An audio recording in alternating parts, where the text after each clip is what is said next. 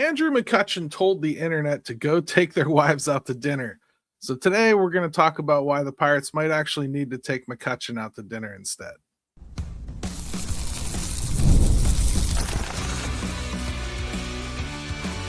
You are Locked On Pirates, your daily Pittsburgh Pirates podcast, part of the Locked On Podcast Network, your team every day. Hey, what's going on, everybody? Welcome back to Locked On Pirates. I'm your host, Gary Morgan, former editor at SteelCityPirates.com, covering this team since 2019, and yep, a lifelong fan who's still here asking uncomfortable questions.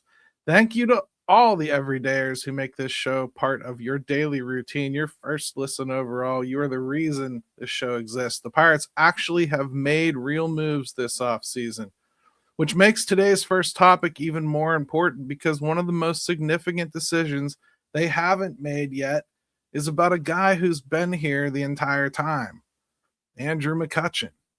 Then our player spotlight today is going to focus on Mason Montgomery, and we'll wrap up talking about the Baseball Hall of Fame voting. Doesn't that sound pleasant?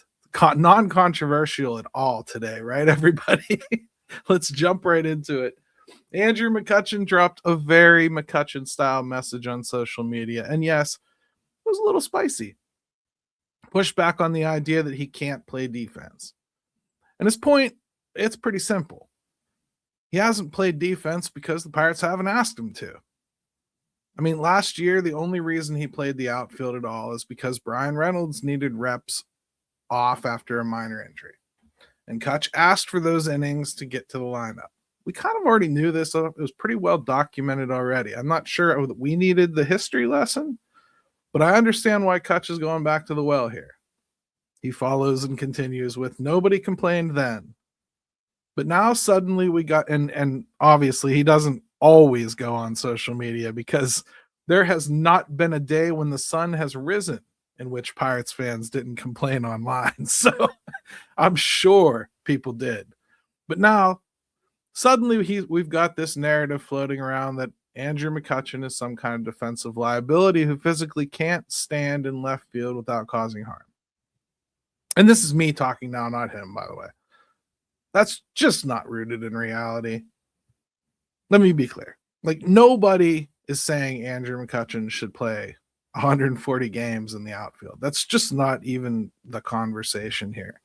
The conversation is versatility, emergency use, roster flexibility. And the idea that he can't do it, well, it simply just doesn't line up with the facts or with what the Pirates have already allowed him to do when they actually needed it. Here's where it gets real. Andrew McCutchen's 39 years old. He's entering what would be his 17th major league season. For the past 3 years, he signed one-year deals worth $5 million. He's done exactly what the Pirates asked. He's hit lefties. He's taken professional at-bats. He's been a leader in the clubhouse that has desperately needed stability. And now, as we get to late January, in a year where they're uncharacteristically adding some punch to the lineup, he's still unsigned. And Pirates fans are asking, does he fit? Pirates might be asking, do we want to block somebody? The pragmatic crowd is saying it's time to move on. Here's the problem with that argument. I could start very blunt. Statistically speaking, this was the Pirates' third best hitter last year. They've added 3 hitters that we know are going to make this roster. I'm not seeing the math that pushes McCutchen out of the picture entirely, just on the surface. The Pirates do not have a better internal option for what McCutchen provides. Not production, not professionalism, not lineup protection, not day-to-day consistency. If this were a team with surplus offense, I would be willing to listen. If they were drowning in right-hand power, sure. 15 homers last year, despite being down in some other categories. Just saying, we need right-handed power so bad that we're talking about paying a 34-year-old Eugenio Suarez that much more money. We don't think we can make room for $5 million of Andrew McCutchen to be your 26th man, your 25th man. You know what I mean? They're just not in that position. And more importantly, this team is trying to win games in 2026, and Andrew McCutchen still fits what this roster lacks: a reliable bat, a trusted voice, a player who doesn't need development time or confidence building reps. The idea that letting him walk is some necessary step forward just doesn't hold water. Sometimes the pragmatic move is the emotional one, especially when it's also the smartest baseball decision. In a perfect world, I could absolutely go out on the free agent market and buy my roster too full to bring Andrew McCutchen back. I could do it. In an idealistic world of team building, where I'm sitting here and looking at the guys that are kind of on the doorstep, or, even here, just best case scenario, no injuries, fingers crossed, I can make an argument that it's pretty easy to squeeze Andrew McCutchen out. I think all those arguments kind of don't matter, because the people that make most of the noise about, like, let's just move on from Kutch, I think you're allowing your pragmatism or your attempt to be emotionless when you examine sports to overshadow the reality of sports and what a player like Andrew McCutchen means to the people that actually do go to the games and actually do spend the money and actually do really care about whether he is treated right or wrong. And he has made it loud enough on social media that if he doesn't get retained, if he doesn't get brought back, there's absolutely no way anybody will see it any way other than the Pirates did not want Andrew McCutchen back. There's just no way. I don't know if that would mean he'll retire. I don't know if that would mean he'll go somewhere else. Ultimately, I think this gets done. I think he'll be here. I don't know why they're taking so long with it. I really think it's more than anything, probably a reflection of Andrew McCutchen's, feelings about some of the people that handle the contracting with the Pittsburgh Pirates, that he is as vocal as he is. But as Andrew said, maybe I should be taking my wife out to dinner instead of guessing about what two grown men are doing about a contract. I personally believe this is going to get taken care of. I think they will ultimately sign him. I believe there is room. I also think if you want a hot take that's not a hot take, this is prime example of a layup hot take to throw out there, that you think it's time to move on from Andrew McCutchen, or you think he's too old, or you think the Pirates shouldn't sign him, or even take it so far as if they bring him back, it's a sign that they're not really trying. Those are easy hot takes. And there's a billion podcasts out there, and there's a billion writers looking for an angle. I think it's inevitable that things like that come up. And when you get to be 39, let's not pretend that it's just a snap of the fingers that he comes back and everything's exactly right. I think it will be, because I trust Andrew McCutchen enough and the way that he feels about the Pittsburgh Pirates and his career and his image, and that I don't see him feeling off and coming back. That said, I don't think players always recognize or are the first to recognize when bat speed disappears. In fact, I remember an interview with Neil Walker a couple years ago he did. I think it was with Stephen Brault, actually. And Steven said, like, when did you know it was time for you to retire? And Neil was like, when I couldn't catch up with a fastball that I should have been able to catch up with. I had hit that ball 100 times. And I knew. But that was like mid-season in his final year. So it's not as though these players like know it when they're just like coming up in spring and whatnot. They could probably excuse away things with timing and, you know, really good pitchers they're facing for a while. I think it's inevitable when you get older that people are going to start questioning these sorts of things, especially 39 in baseball is, I'm sorry, it's ancient. You don't see anyone do it that isn't a pampered starting pitcher that is now kind of expected to only really pitch half a season.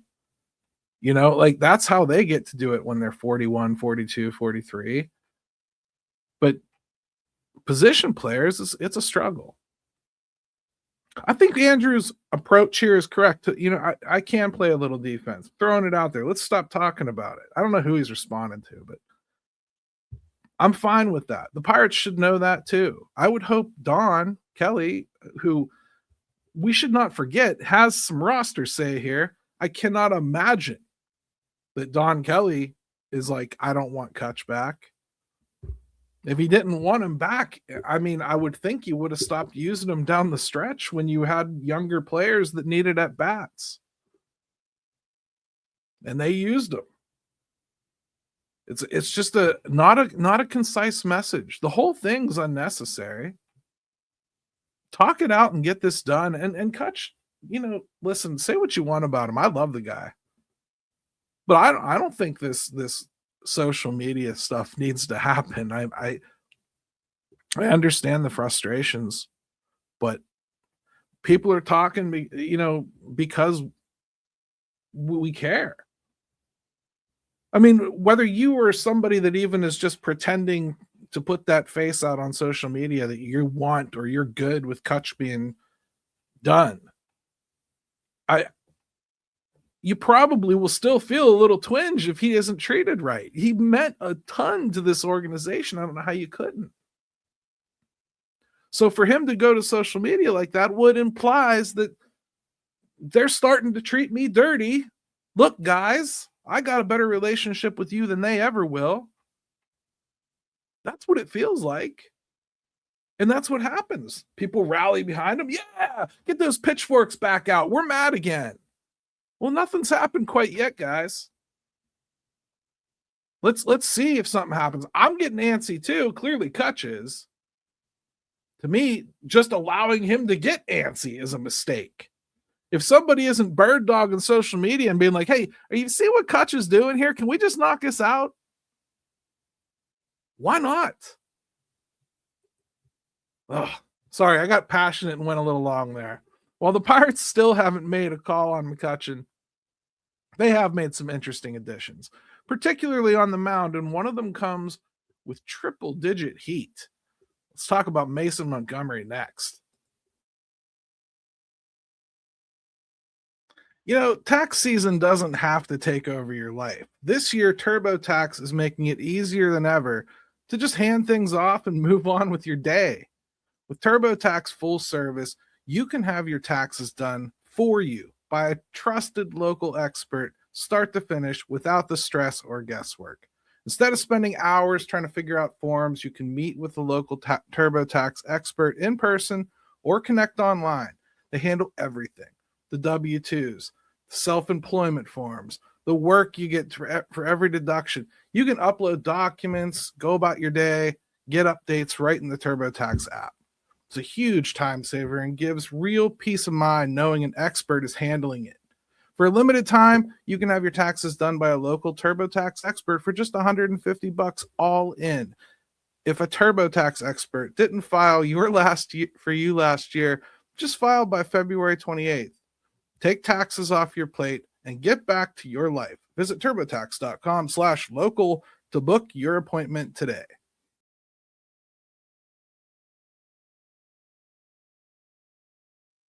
Hey everybody, welcome back to Locked On Pirates. Hey, if you haven't already done so, make sure you check out the Everydayer Club. Really cool what's happening at the Discord over there. We talk about so many baseball subjects. I think one night we spent the whole night talking about just what was going on around the league, especially after the Dodgers thing, which I'm going to talk more about, I'm sure. But make sure you check it out. It's just $5 a month or $50 for an entire year. Check out the link in the Supercast down in the show notes. So today's player spotlight, Mason Montgomery. I got to be honest, I've been kind of excited about doing this one. This one is one of the more fascinating pitching stories in the organization right now, I think. Montgomery's career changed the moment that Tampa Bay moved him from the rotation to the bullpen in 2024. As a starter, his fastball sat around 91 or 92 miles an hour. Out of the bullpen, it jumped to 95. And then in 2025, now in the majors, it jumped again to triple digits. Again, the Pirates, against the Pirates, actually in April last year, he struck out the side and touched 105 times. That kind of velocity jump, especially for a left-hander, well, it's Aroldis Chapman type stuff, right? That's the 98.7 mile per hour average fastball from a lefty puts Montgomery right in that territory. It's crazy. And it's not empty velocity either. The fastball has 18.5 inches of vertical break, meaning it rides in and it misses bats up in the zone. Pair that with a high spin slider, you start to see why the underlying numbers love him. Yes, the ERA was ugly at 5.67, but the peripherals tell a much more optimistic story. Top 10% strikeout rate, 30.1, whiff rate of 35.8, hitters chased, they swung through. The issues are the walks. And if you're familiar with the Pirates' recent pitching success stories, this should sound very familiar. The Pirates have consistently turned high-octane relievers with command issues into real bullpen weapons. Ben Cherington said it plainly after the trade. They believe the stuff is better than the surface numbers. Montgomery now joins a bullpen that desperately needs power lefties. Between him and Gregory Soto, it's no longer a group built entirely on soft contact and deception. There's a real pathway here for Montgomery to become a late-inning factor, especially if the Pirates can rein in even a portion of the walk rate. It was one of the more interesting arms to watch heading into 2026. It's funny because yesterday we talked about Kyle Nicholas, and what a similar profile. Not quite the velocity with Kyle Nicholas, but he gets it up there. But from the left side, the velocity it's intriguing. You dream of velocity like that from the left side. It really is, if controlled, a cheat code. I mean, like Aroldis Chapman, if he is as good as he can be, you ain't hitting him. And this kid's got the same kind of ride on his fastball. It's up there. It really is. And it comes in looking faster than it is, too, because he's got some extension. Big kid. I think ultimately this could be a big steal in this trade. I think it's a real potential closer for this bullpen from the left side, which I love having. I think again it counterbalances so many things that teams like to do. You start a righty against them, and then they stack the lineup with lefties, and then you go lefty mid-game. Sometimes you'll see them leave those guys in to face those lefties earlier in the game to wait for later, when they're going to be facing that closer from the right side. You change that whole calculus if you have a closer or a back-end guy towards the very back end. Like that is something that I think could really change the dynamic here. Tony Watson did it to a degree. He wasn't a closer, but he was a very consistent setup guy. He also didn't have this kind of velocity, but he was a real hammer. You weren't going to hit him. And you certainly weren't going to hit home runs off of him. Extremely consistent. It changed the way that teams approached other relievers earlier on in the game, or even starters struggling a little bit later into their outing. I think it just changed the calculus for some things there. And I love that dynamic. I think we saw one of the best examples when we had Aroldis Chapman. The shame of that period for the Pirates was that David Bednar had one of his worst seasons ever, because those two rolling together had potential to just be a factor that a lot of teams wouldn't be able to handle. I mean, you essentially have two closers going from either side at you. You could do whatever you want with them on the back end. I wish they would have been a little more flexible with who was who there, because I think there was times when Chapman would have been the better matchup for the ninth, and it kind of never mattered because Bednar didn't get rolling early enough for it to work. And, that's revisionist history to hope, but I think just looking back on it and what we thought at the time and what we thought that it could turn into at the time is kind of the very embryonic stages of what I think we're seeing right now in this bullpen. Yeah, they don't have that established closer yet, but they've got some pieces that I really think could rise into that territory. Montgomery, Nicholas, I even think Carmen Majinski. If he wasn't just so damn valuable being able to go stretches of innings for you like that, man, I would feel a lot more powerful about nominating him, because I think he's got the right attitude and everything. I really do. I want to throw back into the mix here just because I think I should. Jared Jones makes a ton of sense to work into the back end of this bullpen. And I'm not saying forever, but like just as a way of bringing him back this year. I love the idea of doing that. I really do. And I don't want to dismiss it until I hear them overtly dismiss it, which I have a couple people telling me that I should get close because they really do see him as a starter only. But I just want to hold on to it for a moment just because I still think it might be a smart way to get the most talent up here at the major league level by using him in the bullpen this year as a means of recovering from his Tommy John surgery. That I think it would just kind of be a dual purpose thing. But I'm not going to question their vision on pitching. They've been pretty spot on with everything that they've done. So it is what it is. Mason Montgomery, though, that was I don't think a throw-in. I think that was pretty targeted. I'm still kind of shocked with the return the Pirates got for just Mike Burrows. And I don't like saying just Mike Burrows. That's not the right word, really. But that's all they gave up to get three pieces that I really think could contribute this year. Two of them I'm absolutely positive will. That's kind of crazy.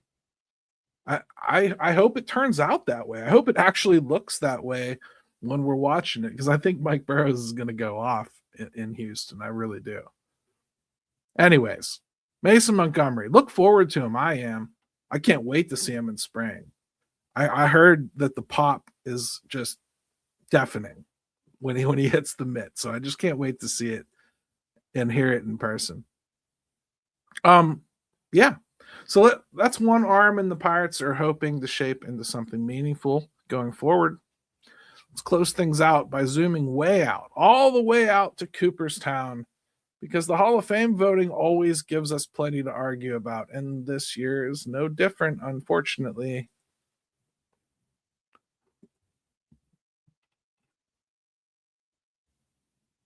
Hey, everybody. So welcome back to Locked On Pirates here. Carlos Beltran and Andrew Jones are officially headed to Cooperstown as part of the 2026 Hall of Fame class, joining Jeff Kent. Beltran's resume, it's undeniable. Power, speed, postseason dominance, elite across the board. But here's where the discussion gets uncomfortable, my friends, and this comes directly from an AMA that recently came in. What's your opinion on a cheater like Beltran getting in to the Hall of Fame while Bonds, A-Rod, and Clemens remain excluded despite being better and more impactful players? This is where the system exposes itself. Well, Beltran benefited from selective accountability, if you ask me. He wasn't suspended. I wouldn't say he was the face of the scandal. He didn't test positive. Meanwhile, Bonds and Clemens, two players whose careers define their eras, remain outside, largely due to perception rather than transparent standards.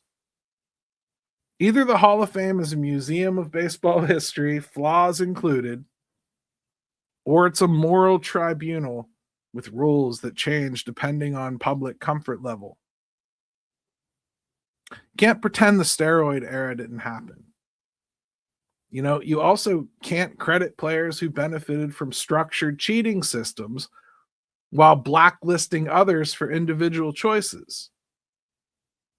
The Hall didn't draw a consistent line here, and that inconsistency is the problem.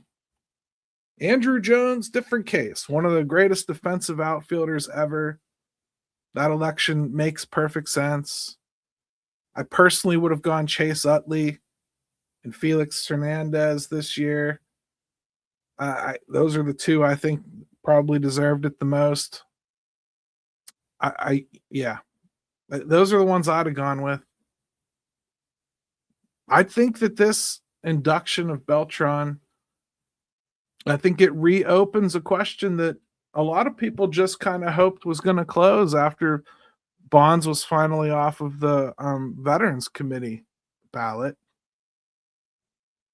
You know, we're just not going to let the steroid guys in ever. That's just what we're doing because of this morals clause. Well, okay, but you just let a cheater in now. Like an admitted cheater. He's the source here. We know what happened there. That's all been investigated now and everything. I mean, I suppose this means Altuve will get in, and you can continue it down the line of who's going to get in now from that era. Okay. I'm not even 100% here to tell you I've got some devastating problem with it. But you have to be consistent. That kind of cheating has to equal that kind of cheating. You can't have cheating with steroids be way worse than cheating with systemic, percussion-based cheating. You can't. I don't understand how you can have that double standard. I really don't. And the funny thing is, I think it's probably the younger generation of writers slowly taking over, and they have a difference of opinion on this, and probably have thought Bonds should be in for a while and Clemens and whatnot, but they're not on this ballot anymore. They're on that Veterans Committee, destined to never get in. All they can control is what they see on the ballot in front of them, and I think they're saying it with their votes. Like, we think those guys should have probably been in, and we're going to certainly stand up for these guys, even though they've cheated in a different way. I don't like it. Now, I don't like it just because I haven't paid attention to the Hall of Fame in quite some time. I took my kids when they were young. I've obviously been there several times in my life, but I don't go back. I haven't gone back in a very long time because, to me, I personally have no use for the morals clause. I think it should probably just go away in general for baseball. Personally, I don't want to deal with it. I think it's impossible to know the morals of every person that's already been inducted. And in fact, I'm pretty sure some of them were a little shady. And as far as the cheating aspect goes, well, I guess my question goes kind of back to like Pete Rose even. Why are we going to let him in after he's dead? I mean, like, he deserves to be in the game because every number in baseball relates to somebody else's numbers. there's nothing you can do on a baseball field that doesn't affect somebody else's numbers. I mean, if you got hit by a pitch, you were hit by somebody's pitch. If you walked, somebody walked you. If you hit a home run, somebody gave up the home run. If you stole home, somebody, whatever. You understand what I'm saying? And when you start taking out gigantic chunks, like the all-time hits leader, the all-time home run leader, you know what I mean? I think for some of these guys, I don't feel like it's my place to judge them. I enjoyed the hell out of watching them play baseball. Roger Clemens was my favorite player that wasn't a Pittsburgh Pirate. And, Barry Bonds, best hitter I've ever seen. And some people like to try to split it into the before PEDs and after PEDs era. I'm not here trying to deny that he did them. I'm not here trying to deny that he was an a-hole to the media. I don't care about any of that. I saw him effortlessly hit baseballs the vast majority of my formative years. He's the best hitter I've ever seen in person. That's really all that I care to remember about Barry Bonds. And I want to see his numbers, and I want to see them in Cooperstown in relation to the other players that played the game and probably took every advantage they could too. What about all the guys that did greenies in the 70s? You think they weren't running a little extra fast? I'm just saying. I don't like trying to figure out posthumously what happened and going back and judging it. There's things that my ancestors probably did in this country that I wouldn't approve of today, but if they didn't, I wouldn't be here. That's kind of life, everybody. The Hall of Fame, I think, just kind of needs to get with the times and start understanding that I think the purpose of it is to chronicle the most excellent performances that ever happened in the game of baseball while creating a living timeline of the game itself. And I don't know how you create a living timeline if you just cut sections out of it that you didn't care for, or you didn't like, or you didn't approve of, or did this or that. I don't care if I don't think it's an asterisk. I hate that. But if you want to write on the bottom of their plaque, tested positive for PEDs, I have no problem with that. Then the individuals walking through the Hall of Fame can decide for themselves whether they believe that number to be the pinnacle anymore. Hell, put them up side by side with the records. Say, this is the record that we know or we believe is clean. Even back when the game was being played, when doctors were prescribing heroin for a cough, we believe they were all clean the whole time, didn't do anything at all. No way anybody got any advantages before we figured out there was some mechanism to get advantages out there, right? No way anybody was corking their bats back when we didn't check. Just saying. All these numbers have something you could say. So if you want to say, hey, here's the list of known cheaters that still did a lot of good stuff in baseball, and we'll put them up beside in a separate wing, fine. Or don't.